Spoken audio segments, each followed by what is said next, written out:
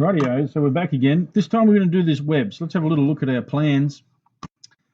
This web on the back, this triangular web, 40 millimeters tall off of the top of our base. Goes all the way to the back edge. It's 10 millimeters wide. And this center line tells us that it's right smack bang in the middle. Okay, so let's have a look at one way of doing it. This is how I would do it. I need a plane that runs down through the middle of this thing. And at the moment, if I was to go and try and pick one of our origin planes, let's look at it this way. My origin plane, XY, the vertical one, it's on an end. The XZ runs underneath it, and the XY is running up and down at the front there. So I don't have a plane to put a sketch on that runs down through the center here. To get that, let me just turn this back to nice metric. We can add planes. When we look at how we can, there's a whole bunch of different ways we can do it. One of them is put a midplane between two existing planes. Existing planes are faces that we already have. So I could put one on this side, turn it around and put one in the same place on the other side, and it's automatically put that plane through the center of my bracket. I'm going to select it. Like I said, last one on the right is always going to be create a sketch. Now, I have a drawing plane to do some drawing on, but I have a whole bunch of material in front of me, which makes it very hard to see where I'm putting a line. Okay, down the bottom here, there's a little button or an icon that says slice graphic, and it will remove anything that's in front of that plane, so I can clearly see these edges. I'm going to draw a line. I'm going to start it on this endpoint. I want it to go to this endpoint. So I'm just looking for an end of a line here.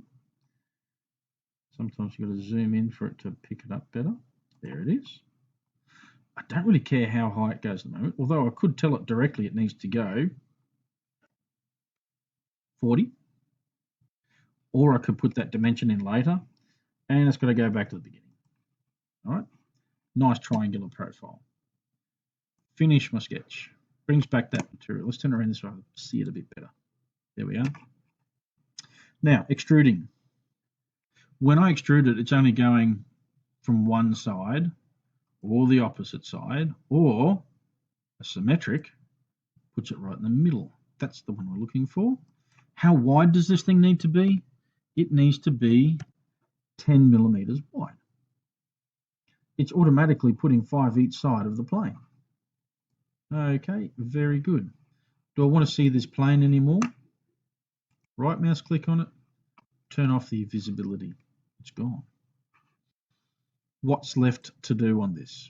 Well, there are some fillets to put in. Now, remember back there was a fillet on both sides of this. There was one in the front here, and there was a couple around the back too. Let's have a quick double check, shall we? Always good to check. Yes, 16 on both sides of the upright, 5 millimeters in the base, 5 millimeters in the back, and 5 millimeters running up through here as well. I can see that curves out at the top, so that's going to tell me that there's a 5 millimeter fillet running up through here. Very good. Right, back to my drawing. Fillets. I've got multiple fillets to do. So just popped it up on my other screens. Let's pop it here. The size of my fillets need to be 16 millimeters.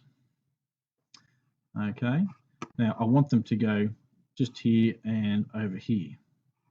Sometimes it won't pick up that point, that line. That'll be because this has changed to a little arrow. Okay, there it is. Those two got to be 16. Now I need to put some other ones in that are 5 millimeters. So I'm going to hit apply here. When I hit apply, it says, okay, cool. You've got some more to put in. What are they? 5 mil. That needs to be 5. And while I'm here, I'm going to do this one and this one. Apply. Next, I'm going to do that one and that one. So see how it's following that, because I put a fillet here, it's seeing that as one continuous loop now. Otherwise, I'd have to click more often. And we say apply there as well. Don't need to do any more. Very good. Anything else? Have I missed anything? Got that, got that, got that, got that. Da, da, da, da, da, da. Ooh, these two symbols, these are cool. These mean that there are machined surfaces. I probably need to consider that it's made out of cast iron as well. How do we put that into our part? Up here, we've got two little boxes, two drop downs. This first one, it says generic, okay, and it looks like a little sphere as an icon. What is the material that it's made from? It is made from cast iron. All right, iron, cast, tick. I'm going to paint it. This is talking about what the outside finish color looks like. I'm going to paint this yellow, smooth yellow, painted yellow. When I looked at my plans over here, it says that the bottom surface has been machined. It doesn't denote an amount. And it also says that this little lip and that face have also been machined. This would have to be a drilled hole to be exactly the right size, as would these. There would be a roughed cast hole and then re-drilled afterwards. So they probably don't get painted. They need to be a machined finish. How do we do that? Right. I'm going to use my control button. So I'm holding down control and I'm going to select. Now I'll just take my finger off and rotate this around a bit. Control, that lets me select multiple surfaces. And that one. All right, these surfaces are different. These ones are a honed surface. GH, there it is, honed.